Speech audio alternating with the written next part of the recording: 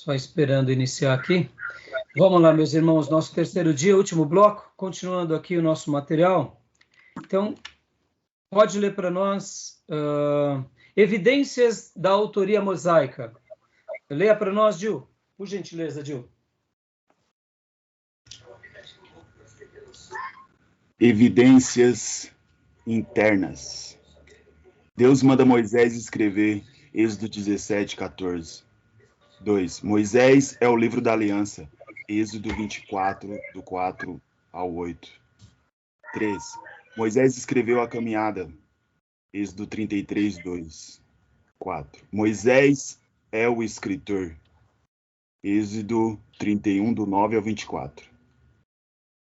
5. Foi testemunha ocular. Números 11, do 7 ao 8. 6. Conhecia o Egito e o percurso do Êxodo. 7. Moisés teve o tempo suficiente para escrever. Moisés teve tempo... Por quanto tempo foi isso? 40 anos. Será que não deu tempo para escrever? Né, irmãos? Na realidade, eu estou pedindo para você dessa... Nós sabemos que as evidências internas, elas são muito grandes. Sempre houve evidências. A tradição prova isso, há as questões internas, mas é importante a gente realmente saber desses detalhes para sedimentar a nossa fé. Tá bom, meus irmãos? Alguma dúvida até aí? Alguma dúvida? Não. Não? Tranquilo. Então vamos lá, vamos prosseguir.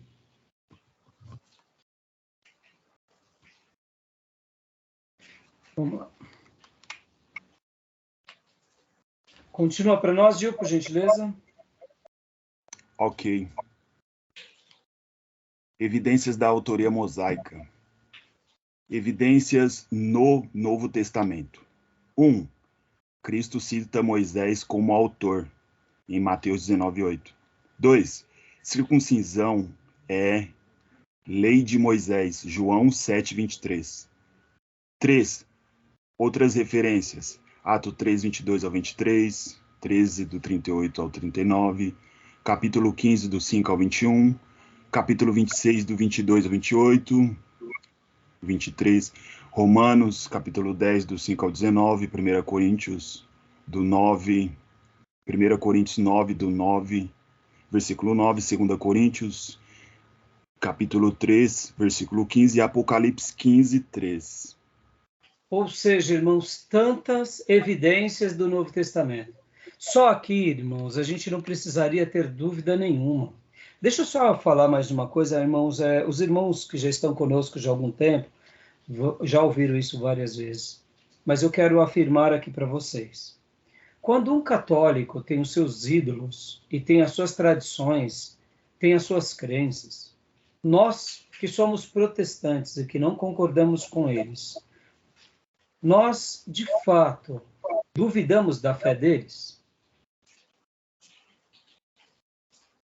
Nós não concordamos. Mas o fato de não concordarmos dá o direito de desrespeitar, dá o direito de invalidar? Não. Não. Não. Nós dizemos o seguinte, isso não serve para nós.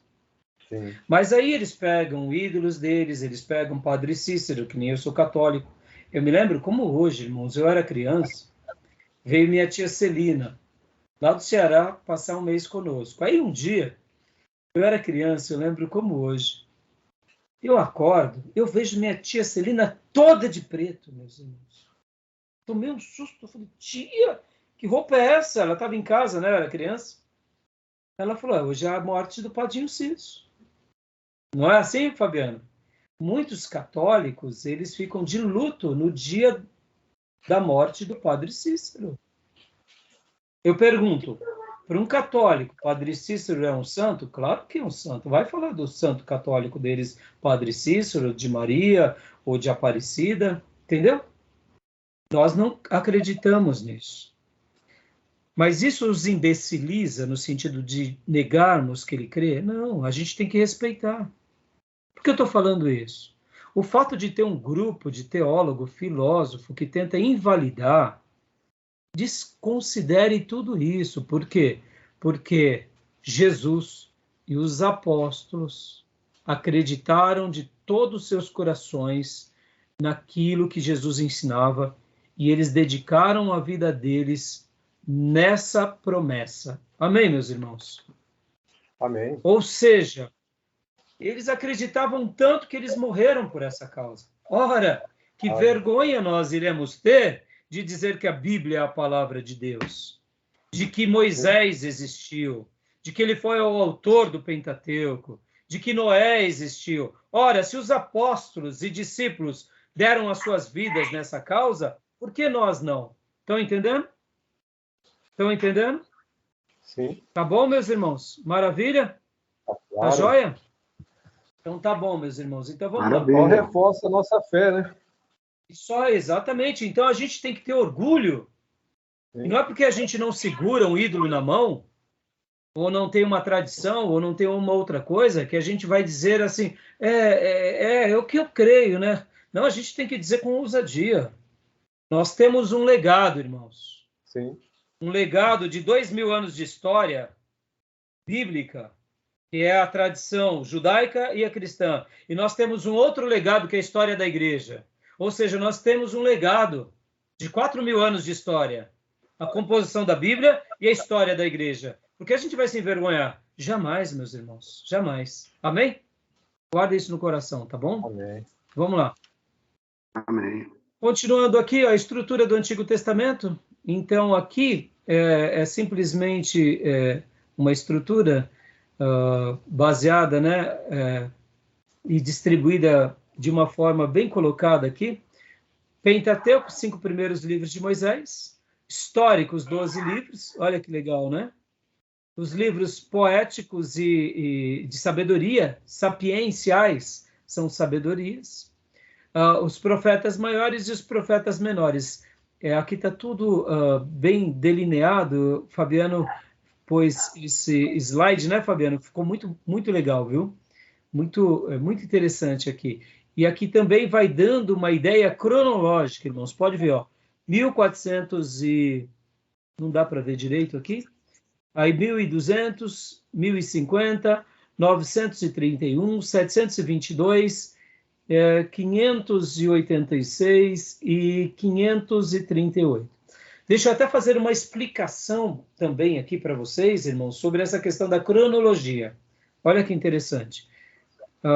Existem algumas datas. Por que, irmãos, nós não podemos afirmar que Moisés saiu no ano de 1500 do Egito? Por quê? O que vocês acham?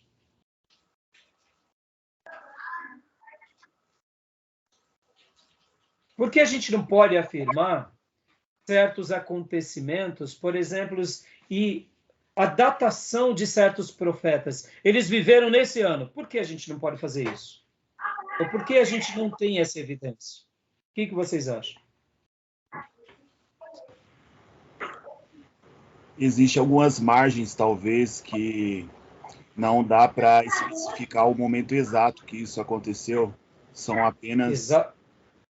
algumas indicações que aconteceu em um certo tempo, mas não dá para ou fechar alguma resposta bem conclusiva a respeito disso. E exatamente. E em cima disso, a escola da autocrítica também pretende invalidar. Por quê? Porque como você não tem uma data precisa, eles tentam invalidar. Agora, o que você falou, Gil, é exatamente isso. Você não tem uma data precisa. O que mais? Por que mais? O que vocês acham? Hoje, por exemplo, quando nós falamos o seguinte, a bomba de Hiroshima e Nagasaki caiu em tal data, como nós afirmamos e por que nós afirmamos que aquela bomba caiu naquela data, naquela cidade, naquele dia, naquele ano? O que tem que é semelhante para todos nós hoje no mundo? Tem algumas evidências, né? Sejam elas mídias, né? Que aí conseguem precisar da datação, que é o que me parece que nós não tínhamos no passado. Não sei, estou especulando aqui. Que mais?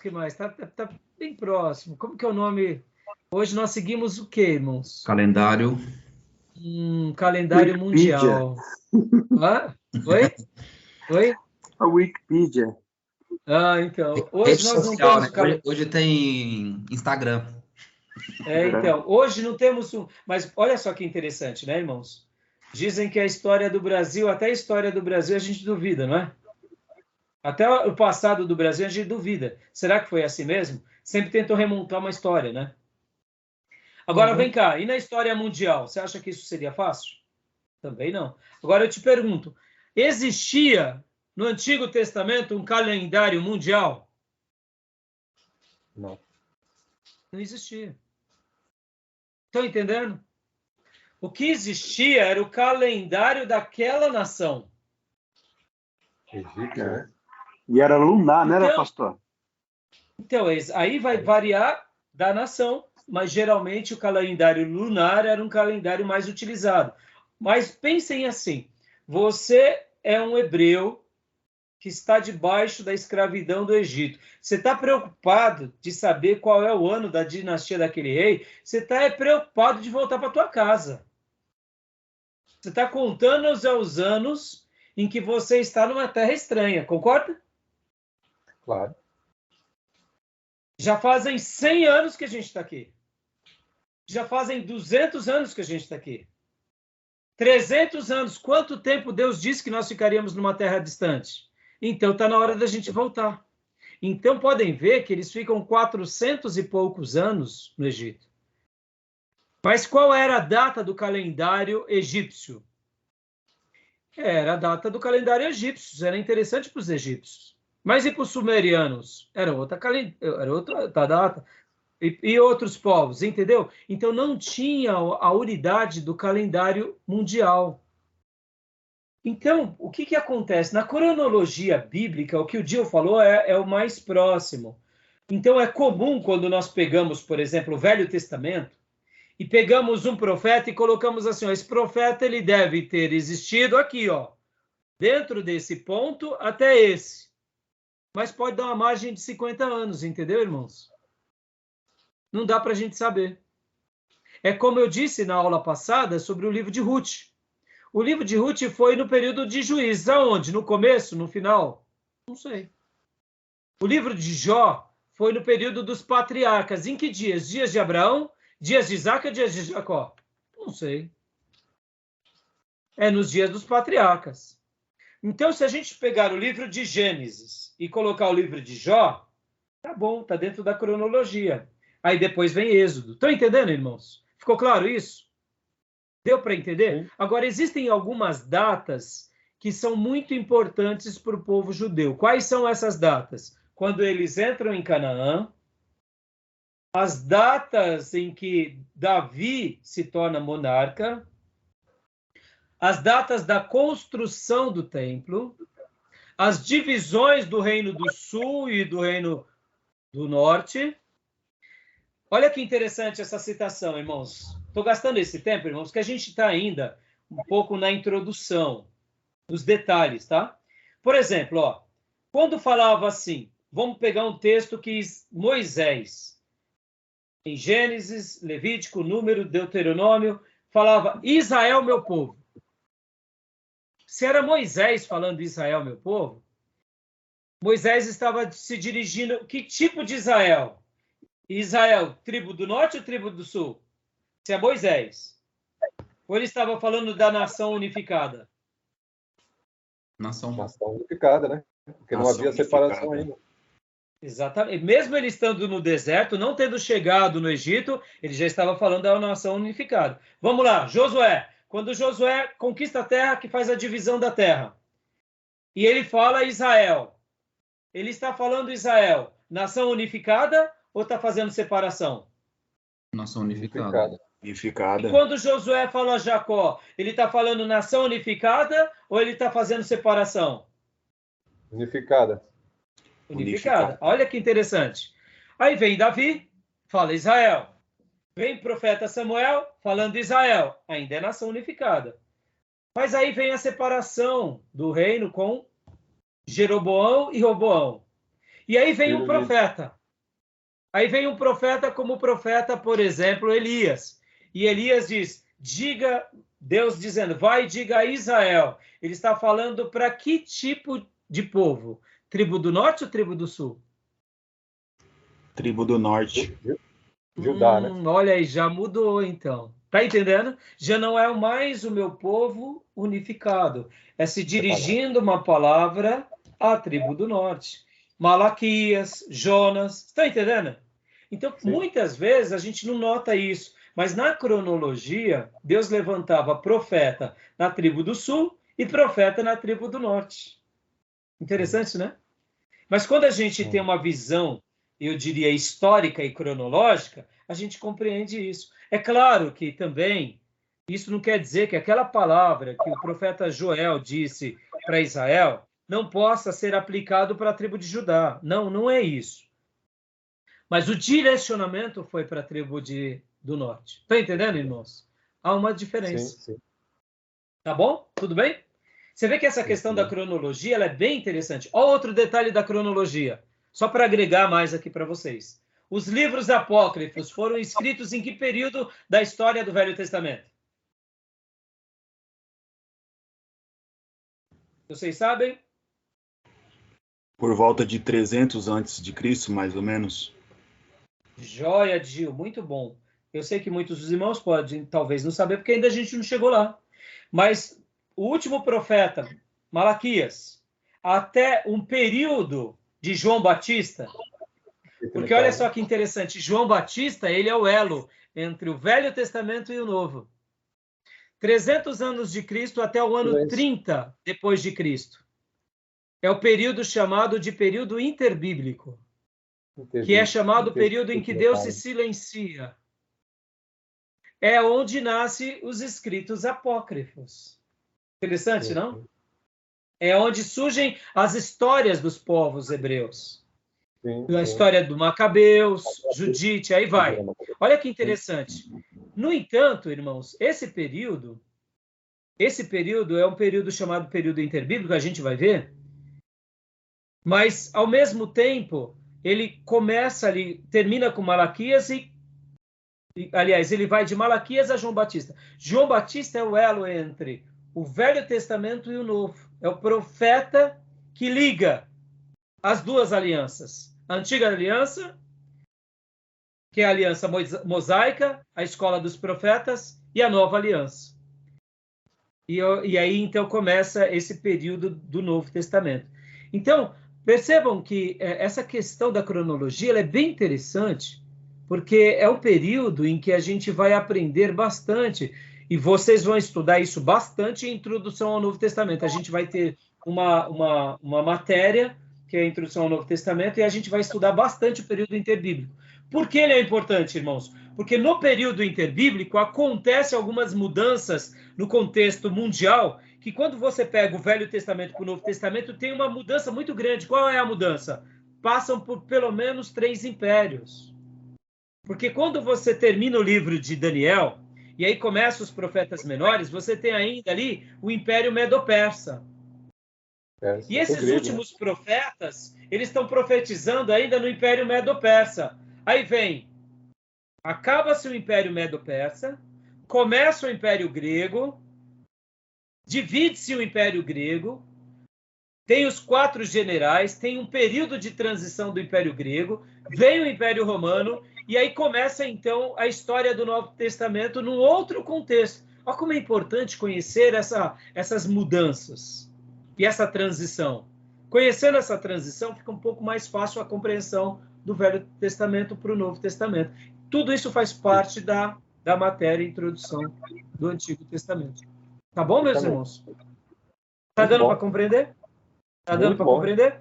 Vamos concluir só aqui os nossos slides, tá bom? Então, conceitos teológicos para a revelação de Deus. Lê para nós, Gil, por gentileza. Ok. Antropomorfismo. O braço de Deus, a mão de Deus, narinas de Deus. Até aí, tudo bem. Antropomorfismo, antropomorfo, formas de homem, né, na pessoa de Deus. Leia para nós, pastor Johnny, o próximo. Antropopatia é a atribuição de sentimentos humanos a Deus. Deus é espírito e não possui sentimentos. Ou seja, patos, sentimentos, são maneiras em que atribuímos o coração de Deus. Deus está triste, Deus está feliz. Professor Fabiano, leia para nós o terceiro, por favor. Teofania. Terceiro, Professor. teofania ou Isso. cristofania. É a manifestação de Deus na Bíblia, que é tangível aos sentidos humanos. Temos a referência de Gênesis 12, verso 7 ao 9, Gênesis 18 ao 33, Gênesis 32, 22 ao 30, onde o anjo do Senhor ele aparece aí. Ou seja, quando Jesus se aparece no Velho Testamento na figura do anjo do Senhor. Epifania, de acordo com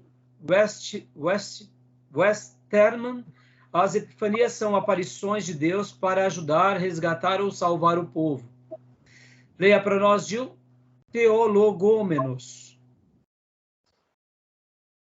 Ok. Teologômenos são as apresentações da divindade em sua natureza real, mas jamais plenamente revelada. Kabod, glória, mal, ak, mensageiro ou anjo, panim, face, sem, nome.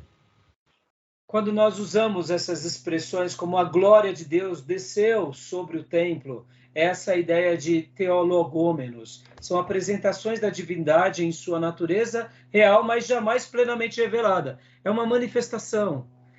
Quando Deus transmitia uma mensagem, quando Deus pelejava pelo seu povo, que os inimigos se abatiam, a terra tremia, era o agir de Deus naquela manifestação poderosa, naquele livramento glorioso, diante da fornalha. Quem foi que houve a manifestação poderosa e protetora nos três que estavam na fornalha? Então, são revelações e apresentações da divindade e da sua natureza de uma forma milagrosa e poderosa, mas não plenamente revelada, tá bom? Então, são terminologias, a gente vai ver mais isso em teologia sistemática, tá bom, meus irmãos? Aqui é um mapa, né, que vocês receberam já o slide, mostrando um pouco essa questão do mundo dos patriarcas, né? A gente tem aqui, nessa região da Babilônia, onde está o meu mouse, Ur dos Caldeus, Abraão sai dessa região, vem para Padã Arã, que é aqui em cima, e aí ele desce, depois aqui Padã Arã, morre-se o pai de Abraão em Padã Arã, ele desce, e aí Deus realmente concede a ele Canaã, que é essa região. E aqui é um período muito grande, irmãos. Né? Essa migração e a distância aqui para você fazer isso a pé é muito grande. É muito grande. Só para vocês terem uma ideia, os magos da Babilônia, dos dias de Jesus, fizeram praticamente esse percurso. Praticamente. E segundo a gente tem como conhecimento, alguns teólogos vão dizer que eles demoraram 6 anos. Outros vão falar que eles demoraram no mínimo 2 anos. Agora, a diferença de Abraão para a diferença dos magos do Oriente é bem simples. Os magos do Oriente já eram possivelmente judeus prosélitos. Então, eles sabiam que eles estavam indo ao rei dos judeus. Então, eles fizeram o seu percurso, seguindo a estrela, mas indo ao Israel, indo em busca do rei dos judeus. Israel já estava estabelecido como nação. Então, eles fizeram esse percurso direcionado, não foi aleatório, que durou de 6 a 2 anos. Podem ver que morrem as crianças de 2 anos para baixo. Possivelmente, eles demoraram 2 anos. Quando falamos sobre os reis lá, os reis magos, chamamos de 3 reis magos, nós deduzimos que são 3 por causa dos 3 presentes, mas na realidade era uma grande comitiva. Pensem vocês, cientistas da Babilônia, que eram conhecedores das estrelas, ou seja, eles eram astrônomos, eles não eram magos místicos. Eles saem seguindo as estrelas, porque, segundo alguns estudiosos e teólogos, vão falar que houve uma grande manifestação nos céus no ano 6 a.C. Houve possivelmente uma supernova no universo. E essa supernova marcou esse despertamento dos cientistas das estrelas, ou como chamamos, dos astrólogos, lá na Babilônia. Eles, os magos do Oriente, eles já sabiam que as 70 semanas de Daniel tinham chegado. Então é onde eles se reúnem numa grande comitiva e vão até o encontro do rei dos judeus. E o mais lindo disso tudo, irmãos, é que enquanto eles não acharam o rei dos judeus, eles não pararam. Então, agora pensem vocês. Deus fala para Abraão, lá de Ur dos Caldeus, aqui próximo à Babilônia, e ele sai em direção à procura de uma terra que ele não sabe qual é, aonde está e nem que lugar é. Quanto tempo durou Abraão? Nós não sabemos. Mas possivelmente não foi curto esse período. Porque ele estava indo para um lugar seguindo a voz de Deus. Chegou, pai? Não chegou. Continua. Chegou, pai? Não chegou. Continua. Chegou, pai? Não chegou. Sabe a criança está indo viajar? Pai, já chegamos? E você fala, já, filha. Aí depois de meia hora, pai, já chegamos. Aí lá depois da 5ª hora você fala, não chegamos. A gente vai chegar quando chegar.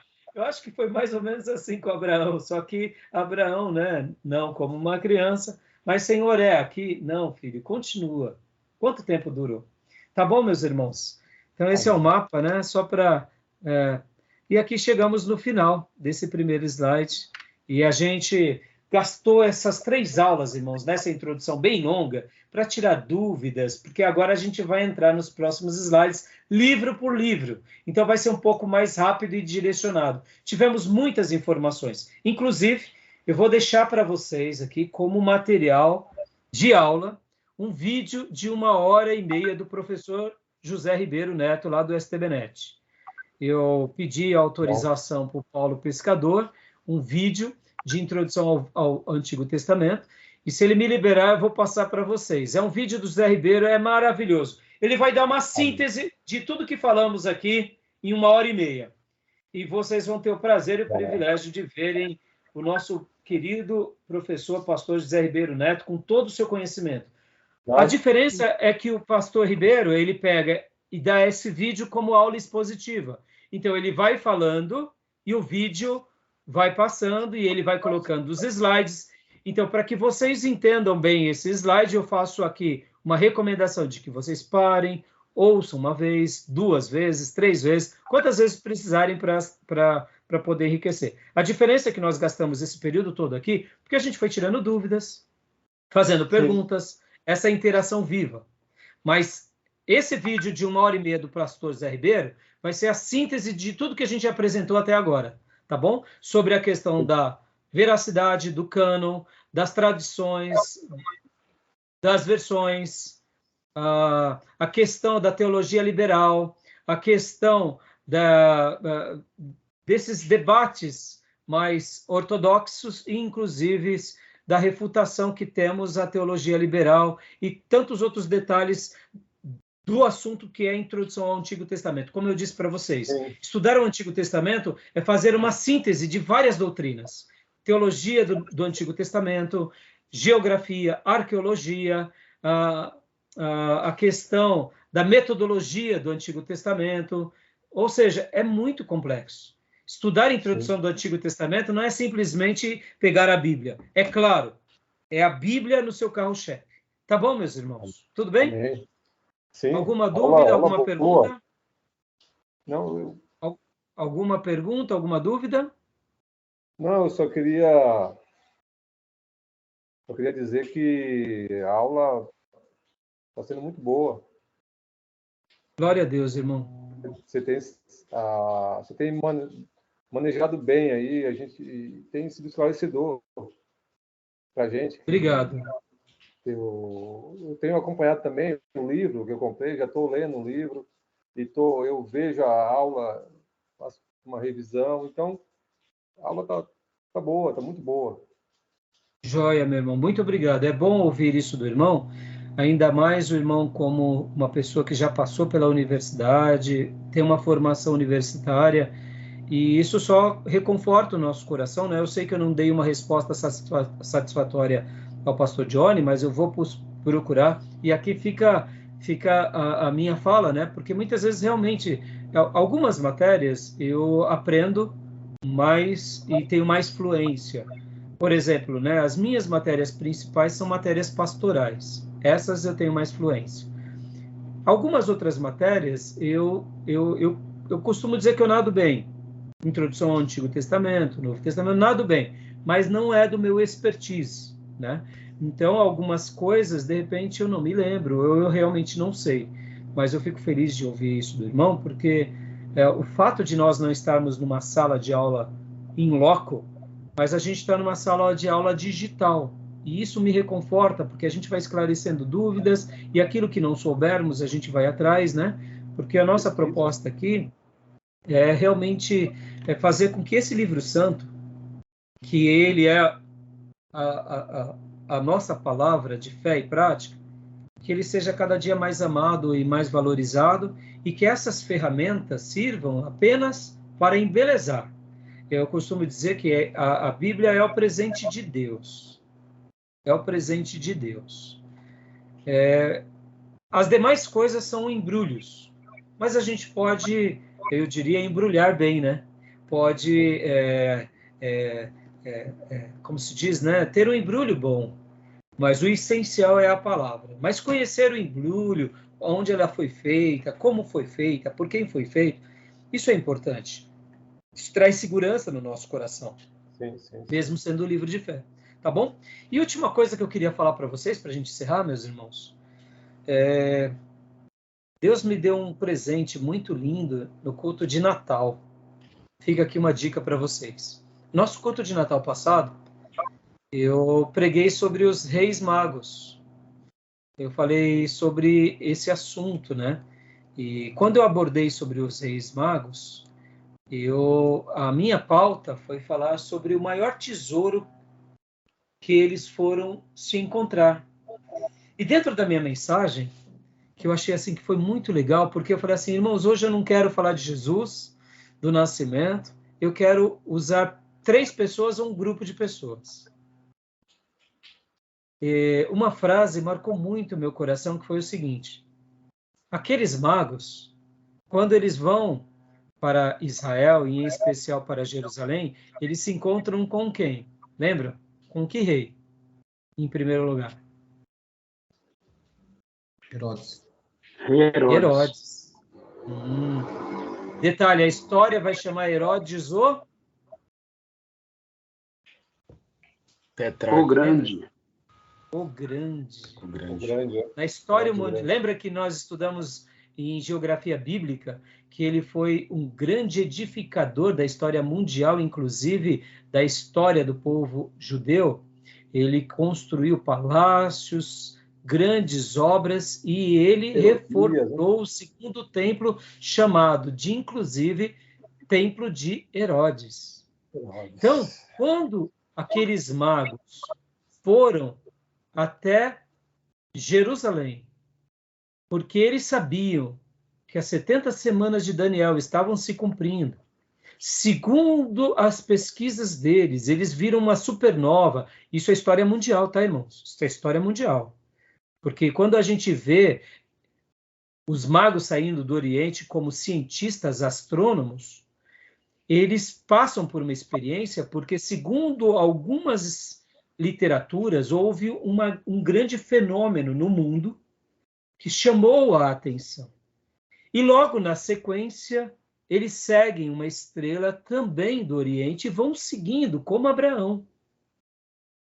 E eles vão, inclusive, seguindo essa estrela até chegar em Jerusalém e falam com Herodes. Quando eles falam com Herodes, é bem típico que algo poderia estar acontecendo. Quem sabe Herodes imaginava ele ser o rei dos judeus, ele ser o Messias, ou da linhagem dele nascer o Messias. Mesmo ele sabendo que ele não era um judeu na sua inteireza, na sua vaidade, ele pretendia ser.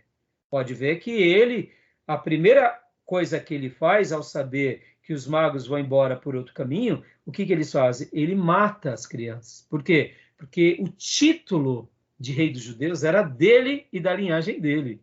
Olha que interessante. Quando esses magos vão para Jerusalém, que falam com Herodes, que veem a glória de Herodes, que possivelmente era notória essa glória no mundo, o que acontece?